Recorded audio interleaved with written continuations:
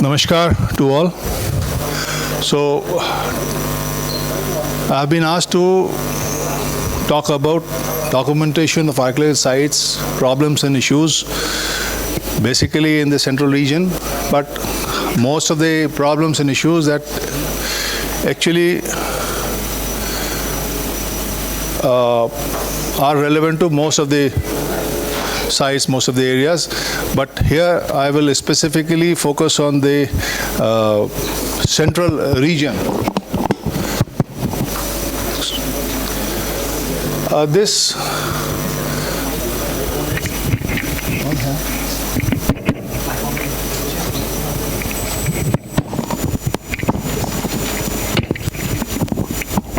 the central region that it's a map.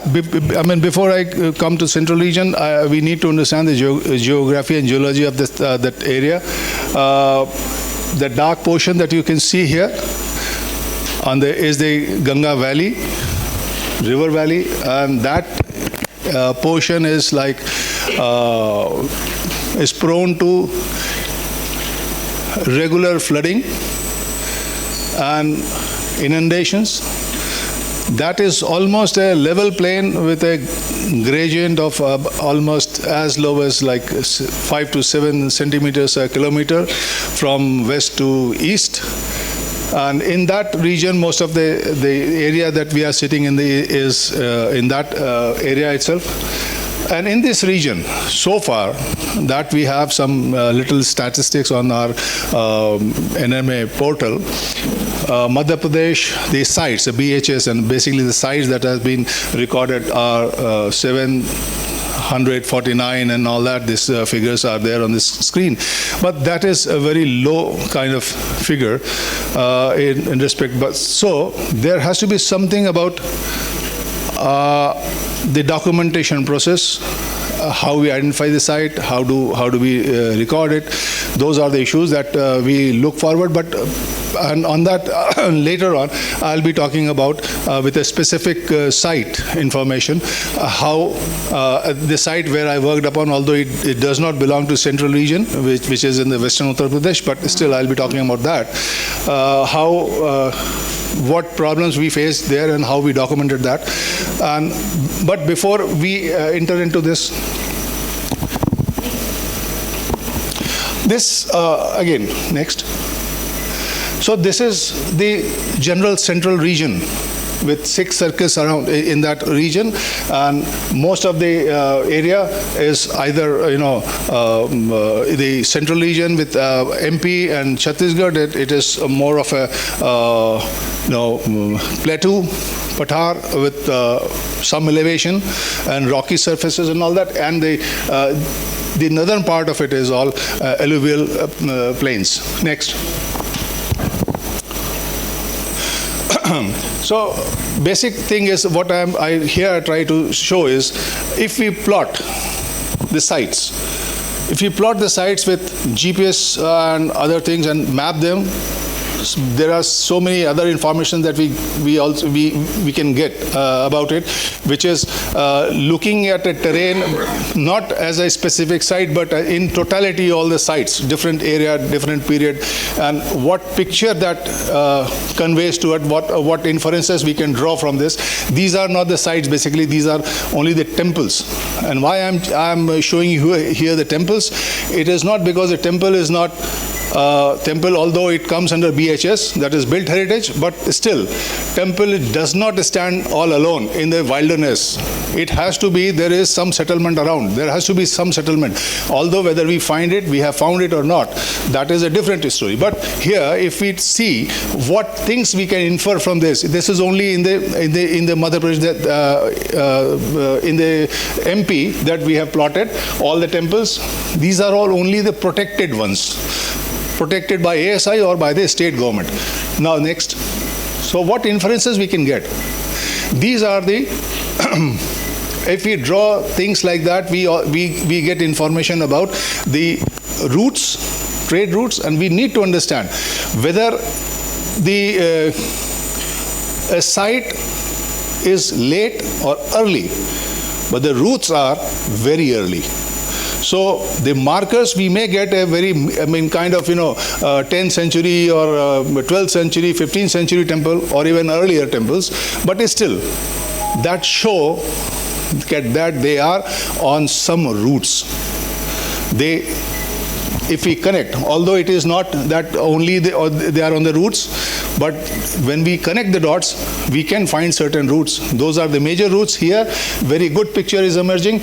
One is a Dakshinapat, which initiates from Mathura, and the other region, Delhi, Mathura, Shursen, Janpad, agar hum usse se jaye to in that part. The other one is initiating, connecting to Kaushambi. So there are two major trade routes going downwards. Uttarapath is on the other side, that I have not shown here, and the other one is westerly route, which is again going to the downwards. So these informations we can get if we plot sites on these things with GPS system and all that. Next. Now, this is one of the temples, and I think Rajan will be talking about this. This is a Kakan Mat, which is only a skeleton. But if we do the documentation, the digital documentation of this kind, it helps us in many ways. Next. Oh, there was a slide which I perhaps missed. This backwards. This temple, when we see it, one more back. When we see this elevation, we don't find anything about it, no styles, nothing. But if we put Kandaria Mahadev temple, which is the full-fledged Chandela temple, that fits exactly this. So this matches with that, the same height, same dimensions, but this is the skeleton of it, and the Kandaria is different. Next, further. Now I come to Aichatra, the site where I worked for more than 12 years, and in piecemeals. So the thing, if we remember the slide that Madhulika showed yesterday with Maski and the district name, but that is one kind of documentation, although that was. And here, first thing is how we should pinpoint a district. This site, how to pinpoint a site. The Aichatra village, tehsil, district, and latitude, longitude. These are the things that nowadays we can easily do it. And that too, again, because in earlier reports we also find latitude, longitude, but those are in the Everest system because those are based on the topo sheet. So the error margin is very huge. But when nowadays everybody is having mobile, everybody is having GPS, we can get much more accuracy in finding these latitude, and these are based on WGS84, which is a global system and new geodetic system, globally accepted. The earlier one that we used, our topo sheets were there. Those were on Everest system, which was designed basically for Indian region only. So that was our own system, but when we match these two things, the coordinates are very much different. So we need to work on WGS84, the normal GPS that we have in our mobiles and also in the new GPS machines. Next. So when we come to this site, we see that the documentation of this site has been, the first one was only a reference that was in somewhere in 1834. Captain Hodgson passed by and he saw some mounds. He recorded it like it was a Pandu Raja ka Tila. So that was one information given by him, and he also said that it had 32 bastions. But later on, when Cunningham visited this site, he documented it very carefully, very thoroughly, and this kind of documentation, the plane table survey that he carried out, and he provided us with this earliest map that we have is that, and this, because it was done on plane table survey, and many of you may not be knowing plane table survey because now we are living in an age of total stations and LIDAR surveys and all that. So plane table survey is still today the most accurate kind of documentation system without any machine. So plane table survey was done here, and that was very accurate, and accurate even today, because we did it later on. When we did it, we matched it with the Google imagery and all the satellite imagery. It fits well. It's the best fit with that. So the plane table surveys are normally most accurate ones. And here he documented. And what he documents here? He documents the temples, Buddhist monasteries. And one thing we should also remember about Cunningham is because Cunningham was doing a very subjective, very subjective and specific survey. He was following the footstep of Huensang. That was translated in those times. Very recently, he followed that, he got interested in that, and he followed the footstep of Huensang. So he was not looking for any other thing except the sites visited by Huensang. So it was kind of what information he gave to us. He wrote, for 4 years he surveyed most of the India, only those places where and nearby if something else was there, he did not notice that. He did not, because he was very much focused. So that kind of database was very focused. But here he records Buddhist settlements, because Huensang also mentions at Aichatra that here there were 12 monasteries and 9 Brahminical shrines, temples of Ishwardev. And Cunningham drew this plan and marked the Buddhist areas and Brahminical temples as separately. The Roman alphabets, the Roman numerals, you can, perhaps it is not visible, and alphabets.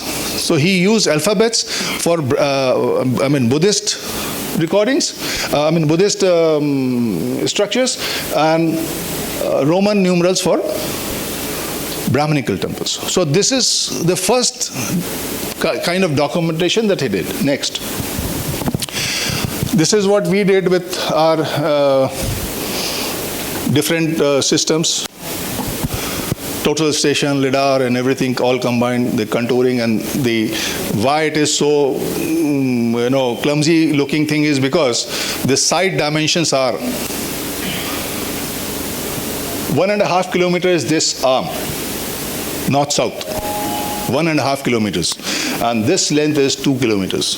So it is a huge settlement with a periphery of almost 6 kilometers. So that fortification wall that you see is all 6 kilometers. So it is a huge site, and by any standards, it may contain many sites, because there are individual mounds. It is not a single mound. It's a area with rolling mounds, different mounds. There are so many mounds that each individual mound can be treated as one site, because every mound here has got a different stratigraphic, cultural sequence. So each individual mound can be treated as a separate site. Next. DM, she showed yesterday, but here the DM is not only a plaything. We cannot create DM. It looks very beautiful, colorful, but it has got, we can draw various inferences from this. So when we see, so this is the first thing that we did, and this was done with IIT Kanpur. With the help of IIT Kanpur, various departments of IIT Kanpur, we worked, and you can see the color variations. So that those show the height value, because they are the gradient. The dark blue is the deepest, and then so when we see it, we can draw the inferences. There in the eastern sector, There are only 2-3 periods. Cultural accumulation is very low. Only 2-3 periods are there. And as we go westward, the height increases. So there are more cultural periods attached to it. So the height gains. So there are certain kinds of inferences, and these inferences need to be checked on the ground, because not everything that we find through, we can make inferences, but unless and until we ground truth it, we cannot be very sure about it. Next. So Aichatra also has been excavated many times. As the documentation started in 1862, first documentation. Thereafter, in 1939, Director General K.N. Dikshit in 1939 followed, because an interesting thing is, in 1938, Sir Leonard Woolley was invited to suggest ways to develop archaeology in India, to give a report to Government of India. So he was invited, and Sir Leonard Woolley had a fame from the Ur excavation.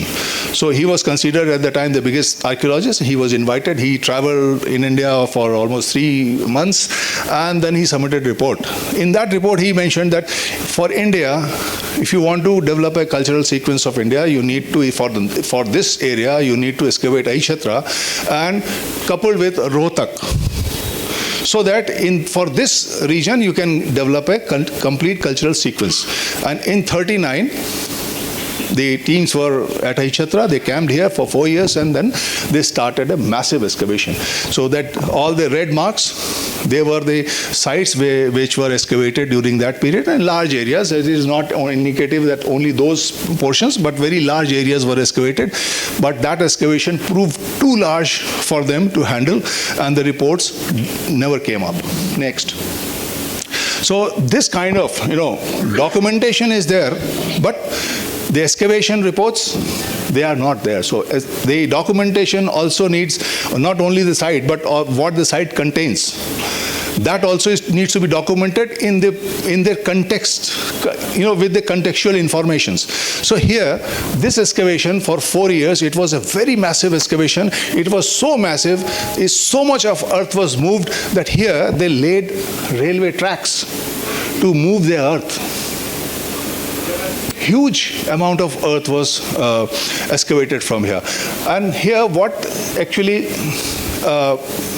after 44, many new things were known, because which were not known earlier. So NBPW, that we know, most of the archaeologists, all know that northern black polished ware is a kind of black black ware, very shiny, very, giving metallic sound and all that. We are in that region of NBP culture, producing area.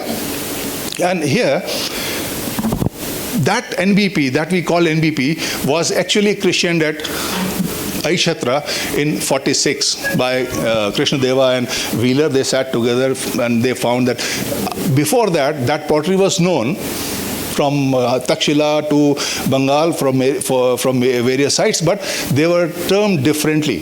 So again, here also is one thing which we need to understand, that the same thing, if we are giving different names, that is giving us a different connotation. So we need to collate all those, put them in under one flag, and now, so we know, at Takshila it was black slibbed ware, black polished ware, lustrous black ware. All these names were known at that time, but then they were all put together as under one name, NBP. Another pottery was found here, which was enigmatic, and that pottery was not found from anywhere else, so it was kept aside. In that one pottery report that was there, in 46, a pottery report was published, and that pottery was grey ware, that we now know as painted grey ware. So that pottery was also found, but since it was not found anywhere else, its cultural context was not known, so it was left aside. It was kept aside. It was just reported something is there, but we don't know. So that was a kind of understanding. And another thing that was, see, in that excavation, 44, it was written that nothing prehistoric was found from here. Therefore, we cannot connect it with Mahabharata. So the understanding, human understanding, the amount of data that we had at the time, the amount of information that we had at the time was not sufficient to understand whether it was prehistoric, what is prehistoric, because at that time, by that time, the concept of proto-history was not there. Early history, history, and then prehistory. And Mahabharata was considered as prehistory at that time. So these all, today we are talking about database and all that, and we are trying to see those earlier data, whatever data was left by the earlier explorers and all those, that this is not right or this is not wrong. We are nobody to judge those things. They left whatever they could record, they could understand, and we should honor them. That these things are there, they had left. अगर वो उन्होंने नहीं छोड़ा होता तो आज हम वो भी नहीं जानते होते. So this is the importance of whatever document we leave, whatever kind of recording we leave behind for the posterity. That is important. So first important is that we need to record something. Whatever we see, whatever we find, truthfully we should record them. In whatever format, because format we can generate. Later generations can develop newer format and they can do different researches out of that. So those things are there. So, but in between, in 1951, Hastinapur was excavated, and there they found another pottery. The lowest level, a pottery was called, they christened it OCP, ochre colored pottery. And above that they found painted graveware. So now they painted graveware which was found in 40s at Chitra, that got a label, a cultural label, as it is sandwiched between OCP and NBP. With these two potteries now known, in between there is PGW. So this kind, but then again it was, Aishatra was visited. So we get informations, they recorded again, and this excavation also in 63-65, between 2 years, very small scale excavations conducted, and there they confirmed the sequence that was established at Hastinapur. And later the same sequence was confirmed at Atranji Kheda, which is also here in the nearby area. So all these sites, they do connect, relate to a developing, body of information that we need to consider every time, because every step is being added upon into that body of information. But like I said, Hastinapur, Aishatra, and Atranji Kheda. When we see these areas, how far they are, how we identify the site, because we are only here, we are talking about only Aishatra, but Aishatra, if it is a city, then what about the surrounding areas? Because it is our nature, we look at the bigger things. The smaller things, we leave them. But when we have to see the site in a particular area, there has to be some pattern. There has to be some pattern. And that pattern, even we use it in prehistory also. Yesterday, Madhurika was telling about the low cost path and visibility and all that. Those concepts are used in prehistoric era. But those concepts can also be used in this time also. So there is always, because although the means of communications are there, but how far a person goes around, that is a day's walk or 2 days walk, and that kind of concept. So the distance from one site, one major settlement to another major settlement of considerable kind, like the modern townships, should be, we did that surveys, so that comes around 20 kilometers. That is a day's walk kind of distance. Day's walk is one human being can comfortably travel 20 kilometers by walk. So that is the distance, and then there has to be a settlement. Otherwise, where he is going to stay?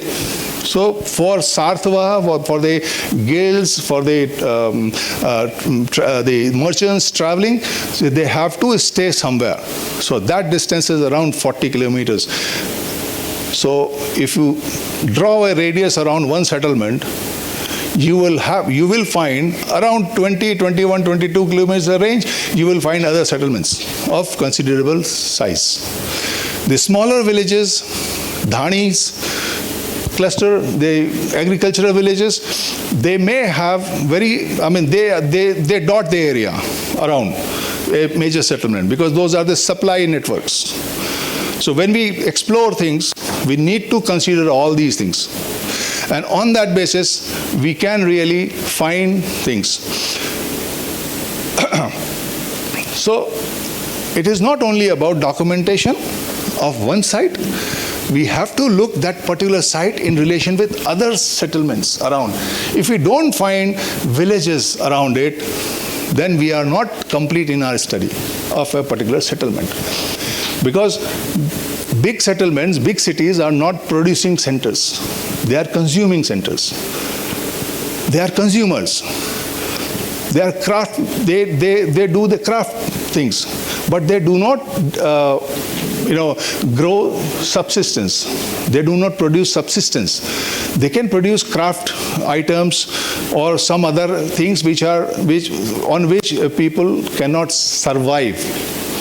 So the agricultural villages are the supporting villages which we need to find nearby.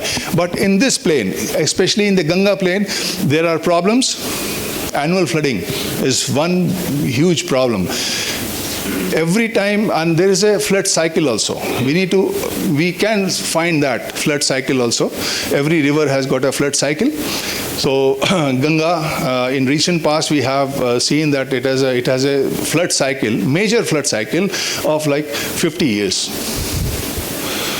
In every 50 years, there is a huge flood. That is and every river has got a flood cycle. So if there is a flood in Ganga, all the tributaries, whether they are major, whether it is Yamuna kind of river or smaller tributaries, even the kind of tributary that Raja Nala kind of thing, they all get flooded. And what they do, they deposit the alluvium all over. And smaller settlements get buried. Because those settlements we cannot find on the surface. We cannot find those settlements on the surface. Most of the early settlements are buried. That's why in this Ganga plain, we do not find many OCP sites or PGW single culture sites we don't find. We only find multicultural sites which rise above the ground because they are multicultural. The earliest levels, the PGW and OCP or Chalcolithic or Neolithic kind of thing, they are all buried under the alluvium. And they get noticed only when sometimes the earth is moved for different various reasons. And then we get chance discoveries kind of thing. Sometimes we get only the chance discovery, like most of the copper hoards that we say. So copper hoard is something somewhere around that period, but copper hoards are found as chance discoveries, and we call them as hoard because they are found during the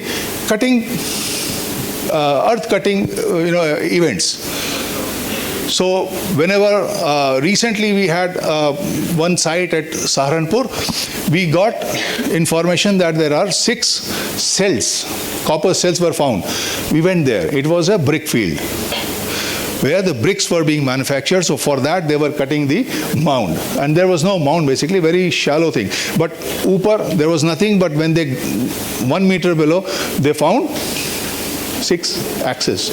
We went there, we found that these are copper hoard kind of things, but we found the habitation also. But if we had not noticed, we only collected those axes, we would have lost the site.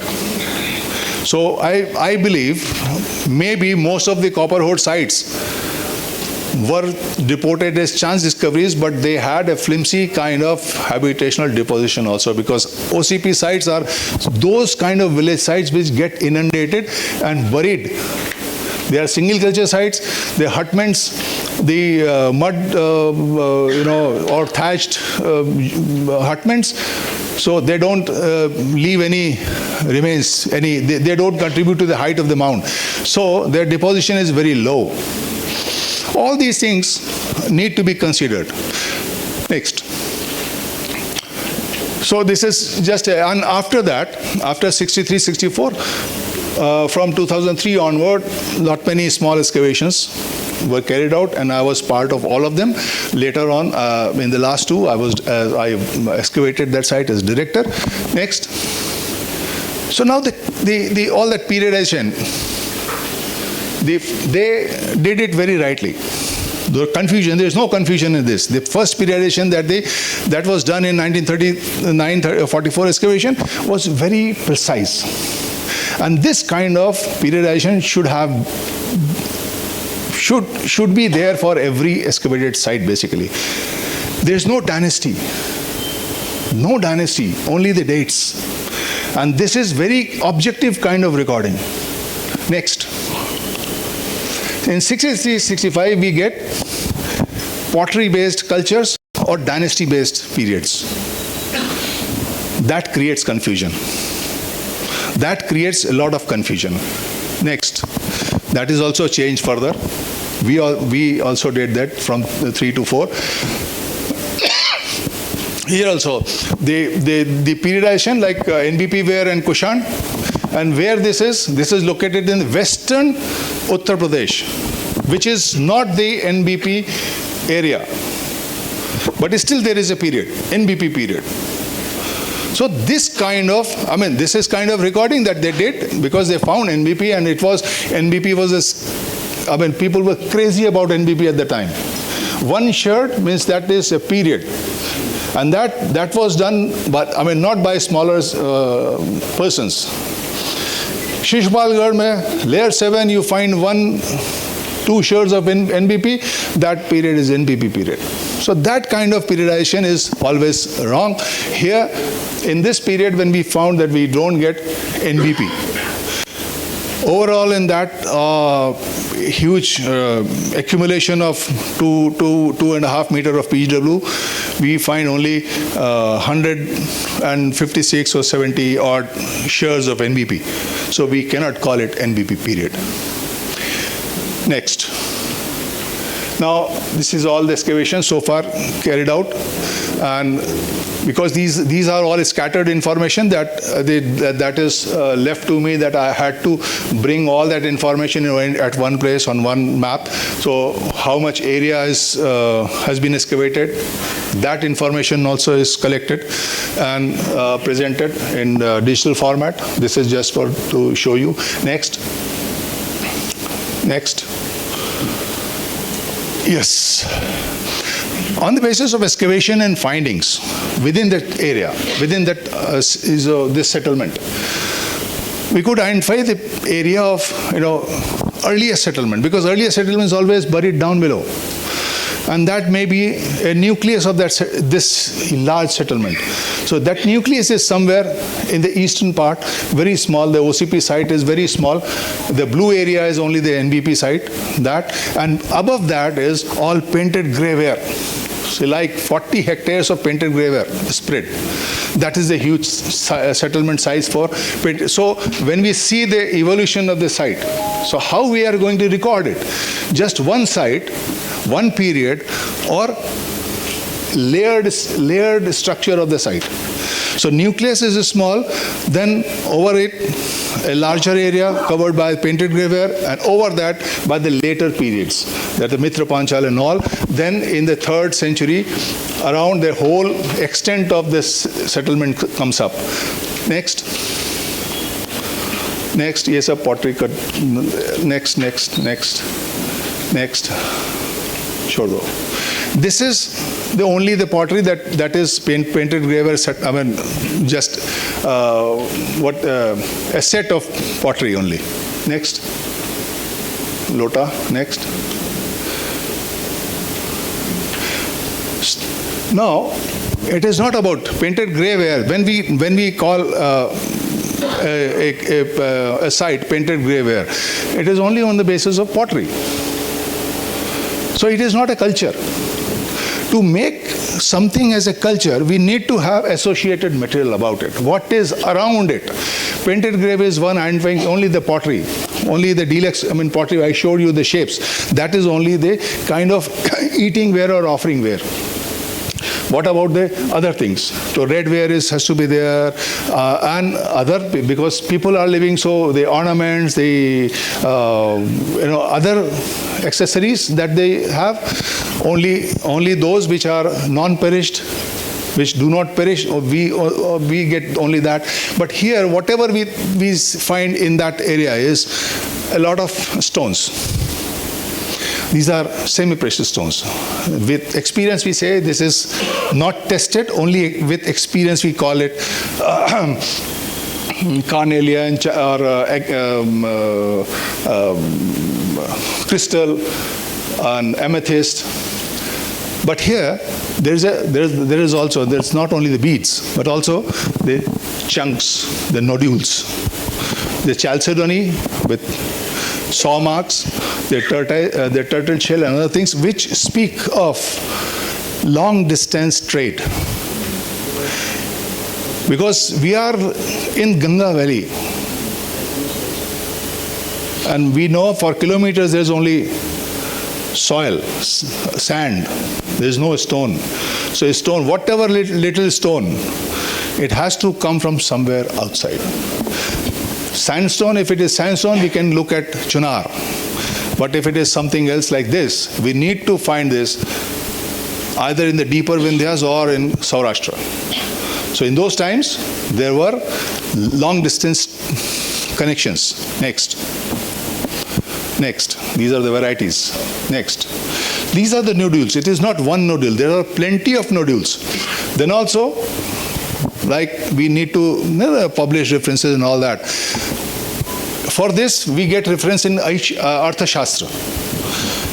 In Arthashastra, there is a variety, because Aichatra is known as bead producing center in Arthashastra. So beads from Aichatra are called Aichatrak. This is a specific name for them. So we should also include those references or only the present ones. Because it is not only we are producing some data. Some data about this site has already was existing in different other contemporary literature. So is it not appropriate that we should, when in published references, we should write something about that also? And these things, which are coming in number and in different stages of manufacture, so it was a manufacture site, and these stones are coming from Saurashtra only. So it's like more than 1,000 kilometers away. Next. Other things, the skills, the geometric patterns, and how they were made. So all these informations need to be documented. It is not only about the sites, reference that one site is there. That is not enough. Because what kind of a site is there, what it teaches us, what it tells us about is this kind of thing. Here you can see the intersecting circle patterns with intersecting circles has been made. And this kind of circles we even find in Harappan things. But there are only 4 petal patterns. Here it is 6 petal patterns. And how they used to make with what kind of instrument. So here in this, you can see where the compass, the needle of the compass was placed, there is depression in all the points, all the junction points. There is a, so there was an instrument kind of that thing. This is kind of indirect inferences that we get. And this pattern and several other patterns were there. This is on tortoise shell, and this tortoise is found in Ganga only. Next. This is a pattern. This is an object. That is kind of how this pattern was made, and what is that object. Next. There are actually lateral holes within the thickness of that shell. And next. So there are like 10 spokes and one central hole. So what object it is, we don't know, but what kind of object it was, we can tell it. Next. This is, everybody knows it, Sil Lodha, but made of terracotta. They also needed, in Ganga, they also needed to pound something, but if there is no stone available, they made stone chips, whatever little stone were there, they embedded that in the clay and baked it, made it terracotta saddle quant. Next. Bird figurines, and the top one is a very interesting whistle, which can play 4 notes. It is not simply a whistle that, but those 2 prongs are actually holes which you can control. So you can blow it and make 4 sounds. Rest are toys. Those are lid handles. The 2 lateral ones, the gray, they are lid handles, knob of the lid. Bird figurine. Next. All these things. Yesterday, all the trays were back. All trays had this kind of thing. So these are what? I told you, some of you are that these are his ear studs. And it was questioned ki ye stud kaise tha. We'll come to that also. Next. These are elephant figurine, right? But this is a hollow elephant figurine with a hole on the back where you can pour water in, and from the trunk it comes out. There's a handle. So now you connect it. For what? Where do we find elephant ke trunk se pani girta hua? Where? Have you seen? You have, every one of you have seen that. Gaj Lakshmi, Gajabhishek uske karte hain. So this is that kind of pot. With the trunk, the water comes out, and it almost contains almost 3/4 of a liter water in it. That's a figurine. Next. This is subsistence. What they used to eat. We get charred grains. We need to collect that also and record that also, because not only record, we also need to identify what kind of grains they used, what kinds of. And here it is interesting that bathua, जिसको कोई गिनता नहीं है, वो भी मिला है यहाँ से. So bathua is, I mean, antiquity of different things is established through these kind of recording. Next.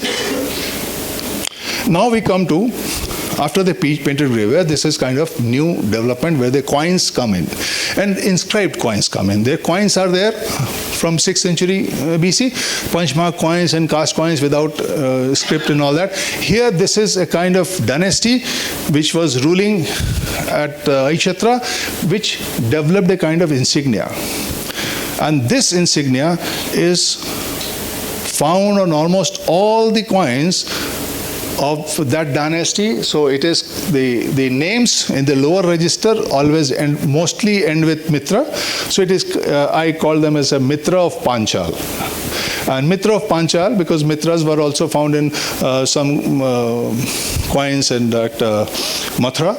But here this insignia, the 3 symbols here, or sometimes 2 symbols.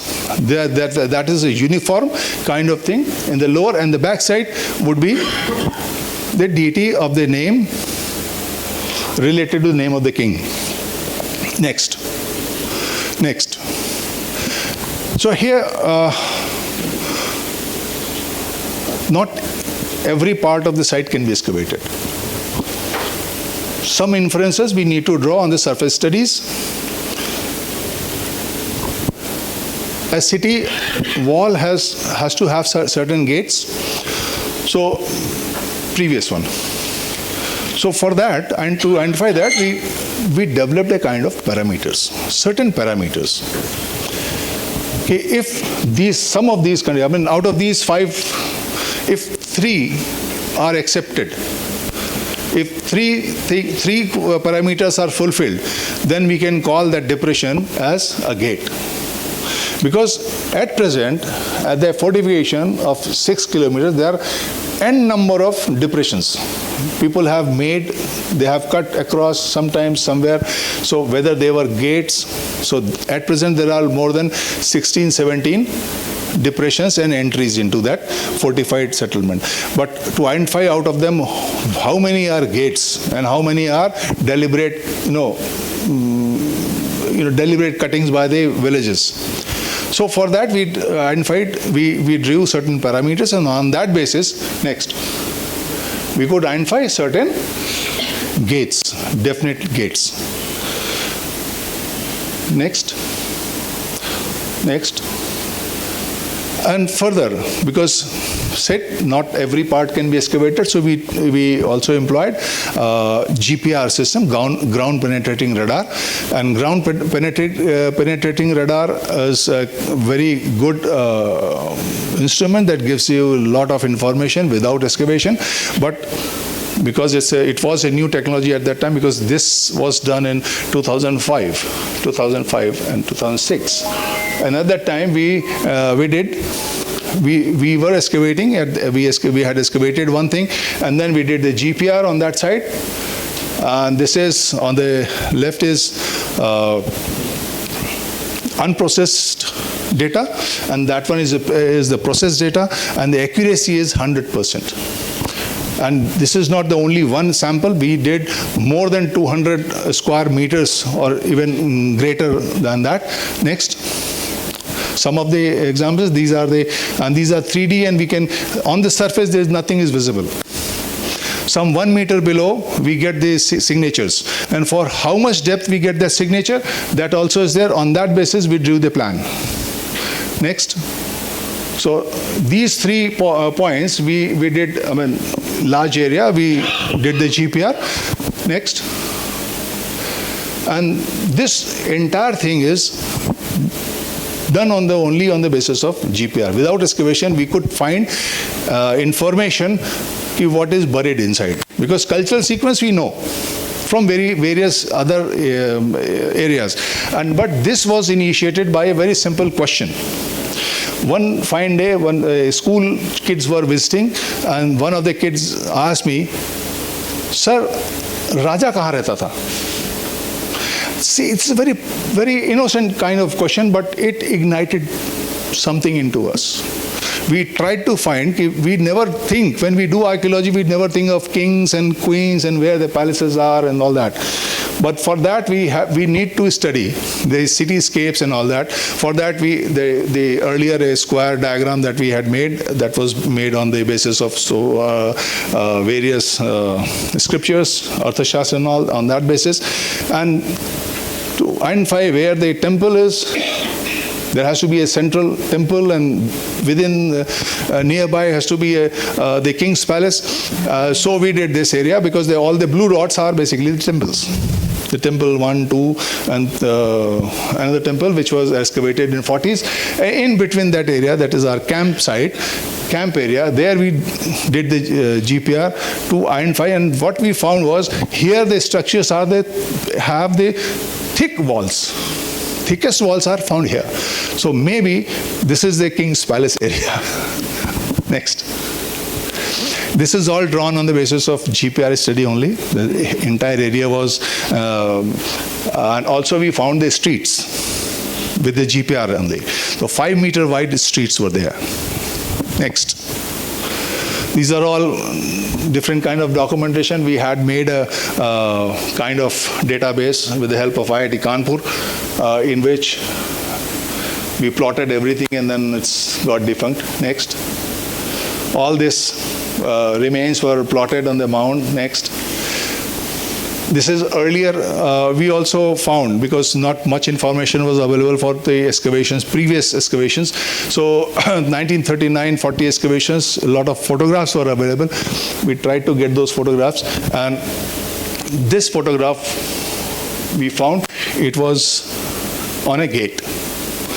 So when we drew that cityscape, we found that yes, there is a concept of Bat Mangla. Mark Devta. And this was at the gate itself. So everywhere there has to be a gate where people go out, and while coming and going out of the city, into city, they worship for their good travel and safe travel and other things. So this is one of the kinds. And Kautilya and all the cityscapes also speak of a temple at the gates. Next. These are kind of the different kind of toys and mythical animals and all that we find. The winged elephant also. Next. The chakras. But the top one is kind of a different kind of. It cannot be a wheel. It is not a wheel. I mean, toy cart wheel. The toy cart wheels are down below, which have spokes on one side and the flat on the other side. The interior side is flat. But this is a kind of spoked on both the sides. This kind of wheel that you may see in the museum below the Buddha, there is a Dhamma Chakra Pravartan. That wheel is always shown like the vertical ones. So this is kind of a different kind of wheel. It is not a toy cart wheel. So how to categorize it, how to say it is not very, it cannot be types and object type and all those. When we see, it is not so easy to decide. It has to be with the context and with all such surrounding studies. Next. These are different kinds of objects. But the interesting object that I want you to see is the top right corner. These are stamps, devices to make the eyes and floral patterns on the body of terracotta figurines that we find there at most of the sites. So these are the devices. And potter's devices, basically. Those who make, so to put the eyes on the floral decorations, these are the stamps, these are the terracotta stamps. And this, everybody knows, the skin rubber. Next. Different kind of objects, dices, arrowheads, different kinds. Next. The most beautiful kind of arrowhead, bone arrowhead. This is bone arrowhead. Bone arrowhead made of chalcedony, not that. It's bone arrowhead made on charred bone. Next. Now we come to this object. This is a very small object, 3 inch or 3.5 inch. What is this object? It's open to all of you. You can identify what this object is.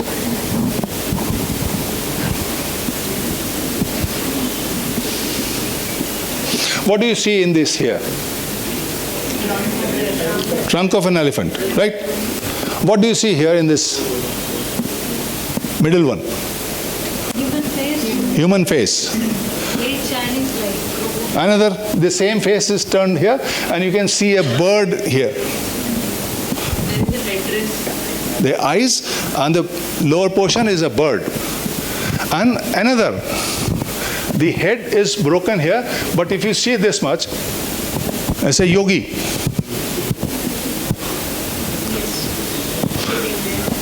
You see only this, the seep, open mollusk shell with a pearl inside. This one, lower down, a swan kind of thing. Overall, in that, outlines, the swan. Like this is elephant trunk, this is a kind of swan. And here, a different face. These two are human beings. This is a lizard. Here is another bird. And this is another human being. So there are, in this much piece, there are 18 different things that you can see. So what is this object? What is this object? Toy or something else? It cannot be a toy. Yeah, we have this kind of complex figures or this tradition of making complex figures abundant in art. We get in complex figures, similar kind of objects. Yes. Stones. Very few are available. One Tala, one in Bangar. There was one small. And one or two other figures in South India also. So this is a small terracotta thing. Next. In the outline also you can see, you can visualize things, and in the body of it you can also see various things. Next.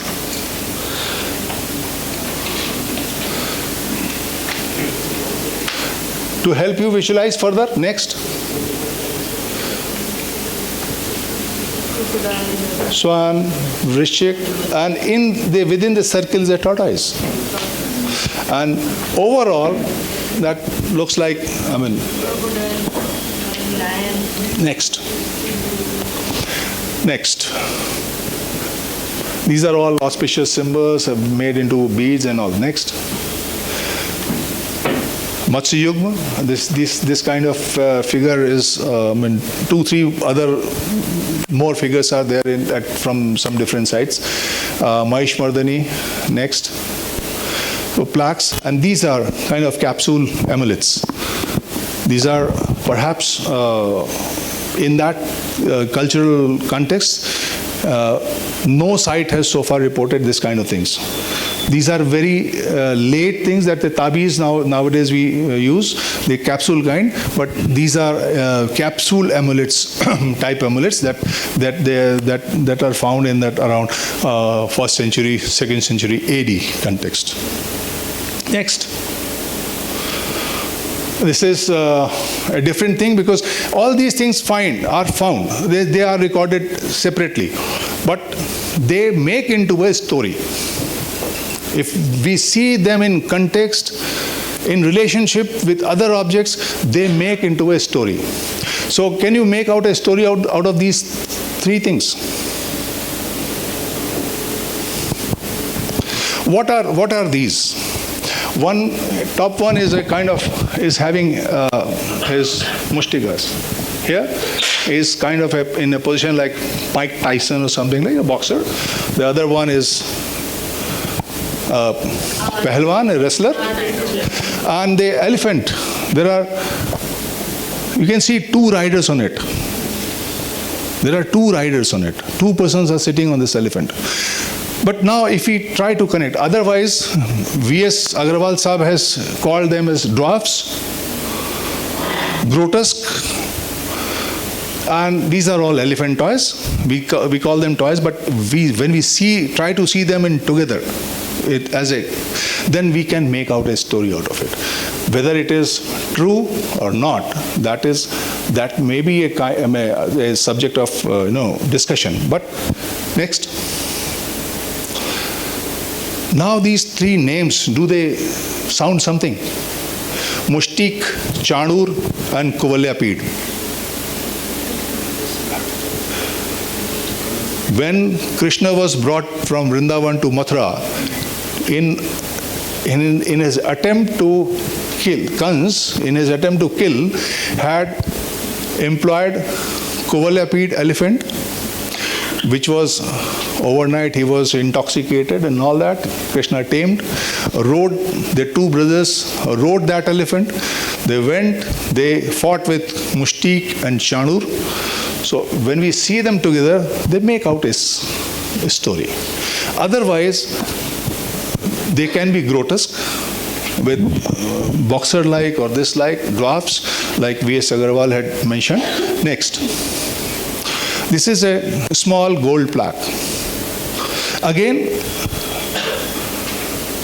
if we see that the couple is having a trident, a man, one hand at the chest, the other one holding a trident. The woman on the other side is holding something in one hand, and the other, she is holding a child. Can you see that child in the lap? And can you see this something here?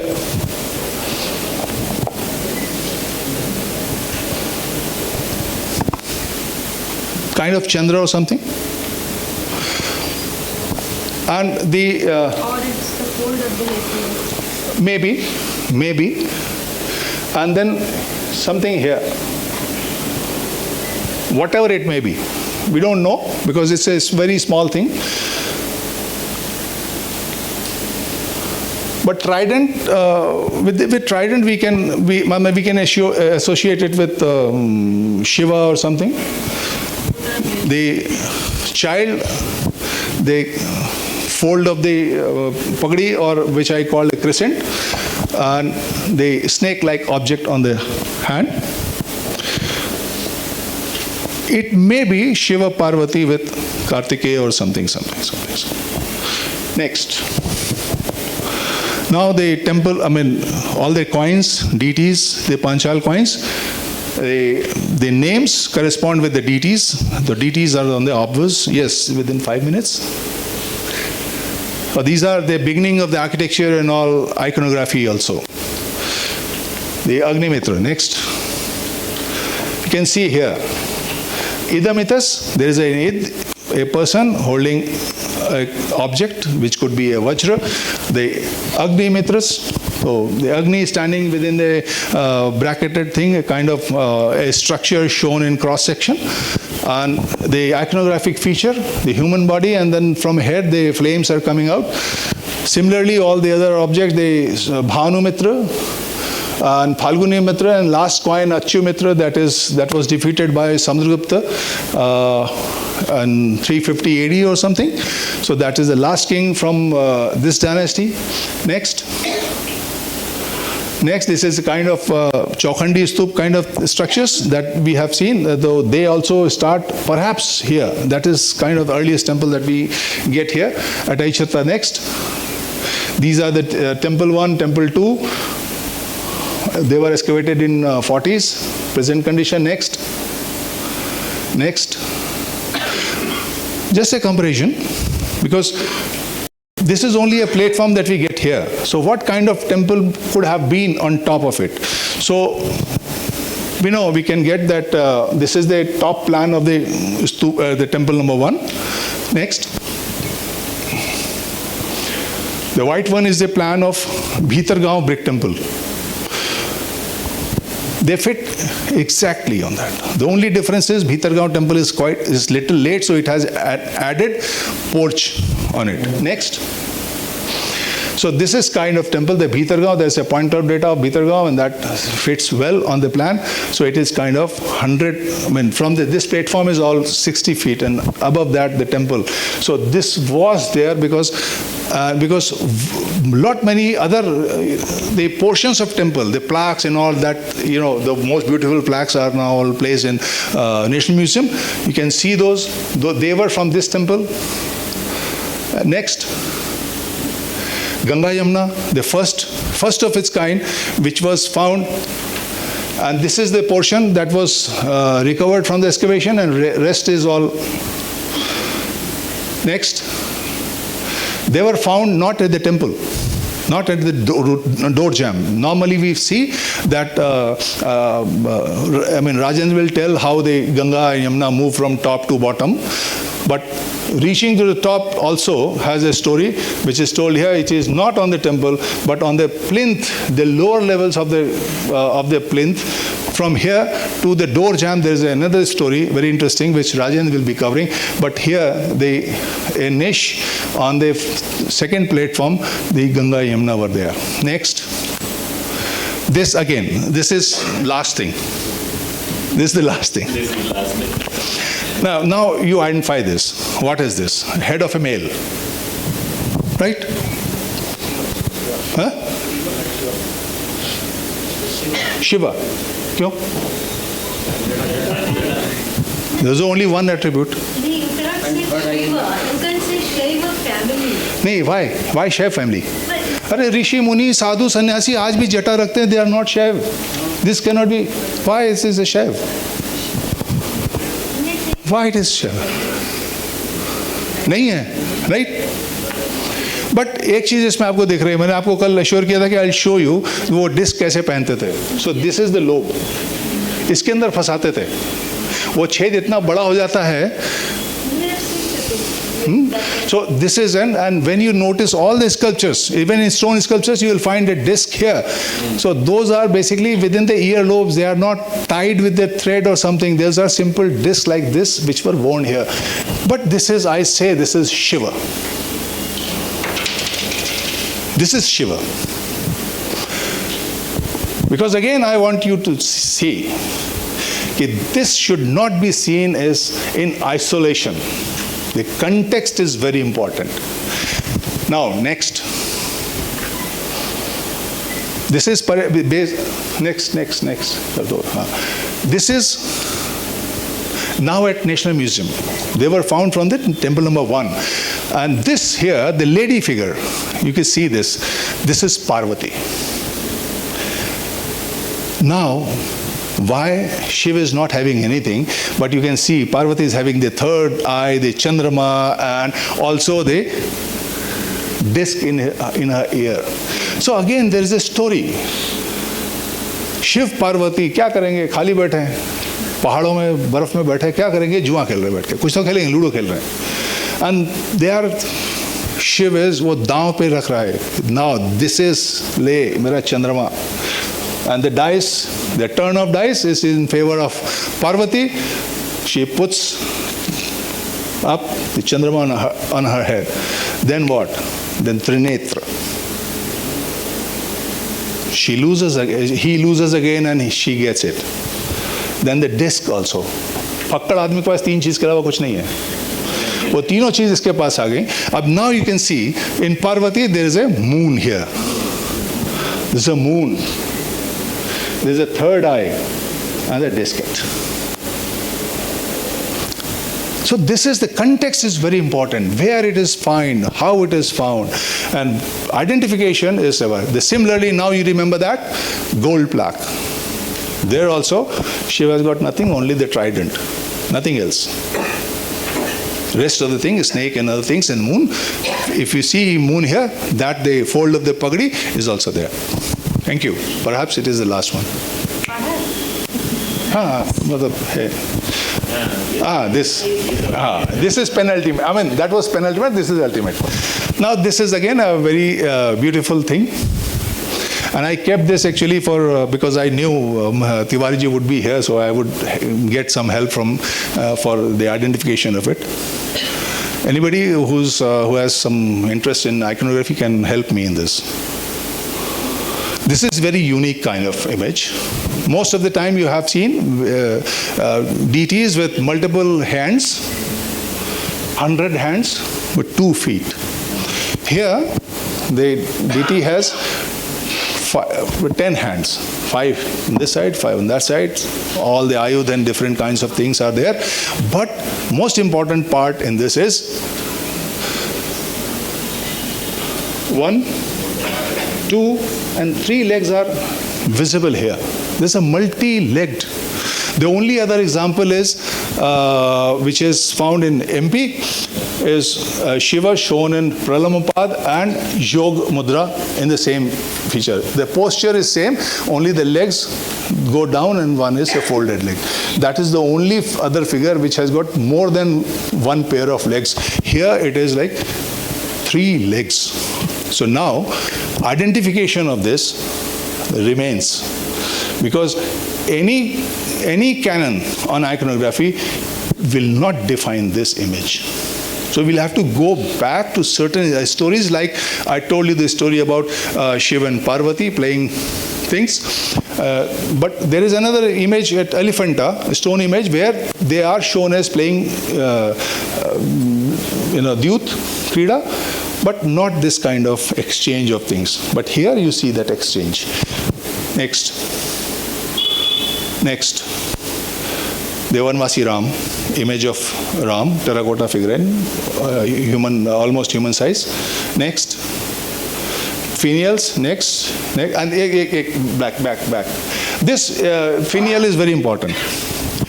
अभी भी हम नए अपने मकानों में वो काला हंडिया टांग देते हैं with eyes, right? Warding eyes.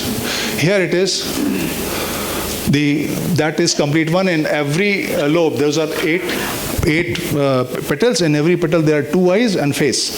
And this is kind of thing which, if you remember the Swayambhu stupa in Kathmandu, they also have got this kind of 2 eyes, the warding eyes, and this is here. This tradition starts here. These are simple finials which are supposed to be on the top of the temple. Next. Thank you. Thank you. Ho gaya. My thanks will not be completed because I am always obliged to this person, Ashwathama, because he kept this site protected. You have seen that entire thing. There is no encroachment on that site, and this perhaps is the only site without any encroachment. Why? Because Aishatra belongs to Ashwathama.